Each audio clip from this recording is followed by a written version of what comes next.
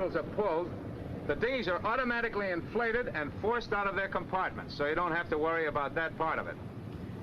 All right, men, let's go inside and take a look at the equipment.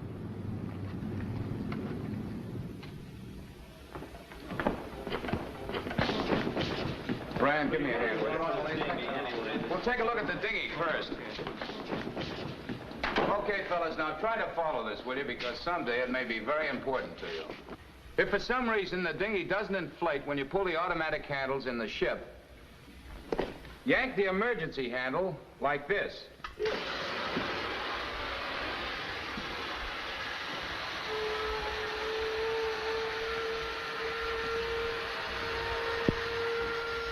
Maybe you think this is too delicate for 5 men to float for a couple of weeks on a rough sea. Well, in case you haven't heard already, men have been known to float for 30 days on one of these rafts, and it was still found to be seaworthy. The CO2 in this cylinder here is the same stuff that puts bubbles in your Coke. But after you've been afloat for a while, a little of it will begin to leak out. Nothing to worry about,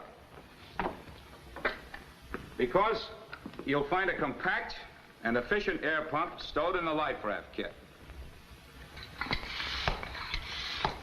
It attaches to any one of these 4 connections.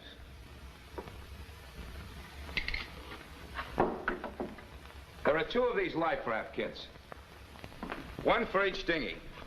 One is stowed in the radio compartment, the other in the waste compartment. On later model planes, these kits are packed inside the dinghy so you don't have to carry them out separately. Here's the way a life raft kit looks before it's open, and this is what you'll find in it. The signal in case a rescue ship or plane is near, a mirror, which is your best daytime signaling device, a signal kit with pistol and flares, which will serve the same purpose at night, 3 cans of sea markers, a flashlight that will float with extra batteries, a whistle, a knife, a compass, and matches. Part of your eating and drinking problem will be taken care of by the drinking water and rations in these cans, but depend upon a fishing kit as your main source of supply. Here's a set of instructions in case none of you have ever fished, and here's a net to scoop them up with in case you catch any. Use the first aid kit for sunburn and even slight scratches. And protect yourself from the sun and spray as much as possible with this pollen. Use the blue side to prevent enemy planes from observing you, and the yellow side will aid search parties. But there are times when you want to navigate. You'll find equipment for that in this kit, too. Oars, 3 of them, and with extension pieces. And if a favorable wind ever comes your way, make use of this setup.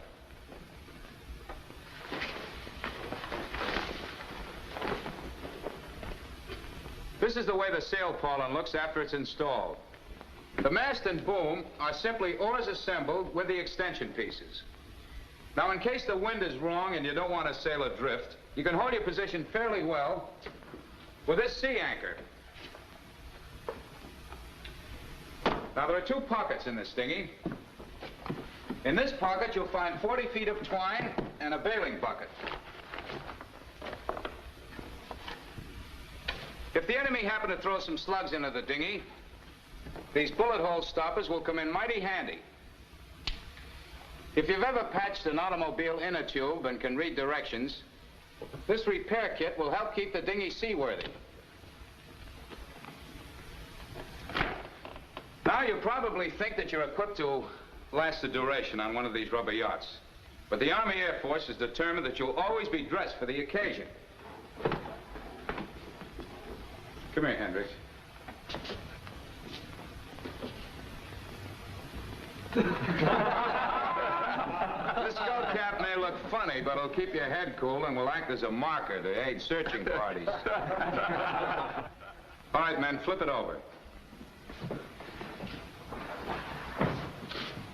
Captain Cherry, pilot of the Flying Fortress, which carried Eddie Rickenbacker, reports that a couple of times an exceptionally rough sea turned his raft over. He says the best way to right one of these dinghies is to grab the lifeline on the side opposite you. Sergeant, would you do that, please?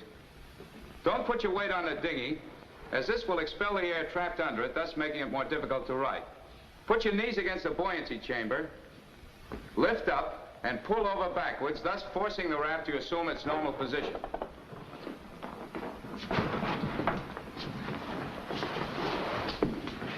This lifeline serves another very important purpose. When you're in the radio compartment, you tie various kits and equipment that you're responsible for to your arm. After you've ditched and you're safely in the dinghy, this equipment should be tied to the lifeline. Then if the dinghy capsizes, none of it will be lost.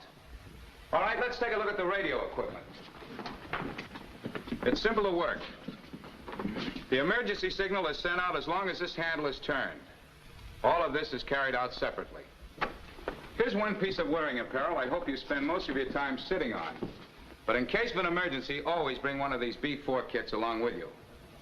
Remember, if you're ever sweating it out with only 1/8 of an inch of rubber fabric between yourself and an ocean full of sharks, the contents of one of these B4 kits is worth its weight in gold.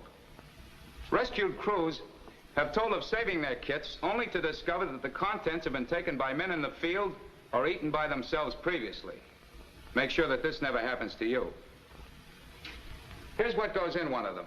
Signal flares, signaling mirror, first aid kit, emergency ration pack, fishing kit, machete, goggles, compass, knife, matches, gloves, mosquito netting for the head, water bottle, and last but not least, a comforter. This emergency E5 ration box is painted bright yellow. It's wooden and it floats. It's stowed in the forward left-hand corner of the waist compartment adjacent to the ball turret. It supplements the supplies you find in the other kits. Always draw these extra supplies before every overwater flight, for they mean additional days of medical care, comfort, drinking water, and rations. Don't be surprised at any changes in any one of these kits or the equipment, because the Army Air Force is constantly making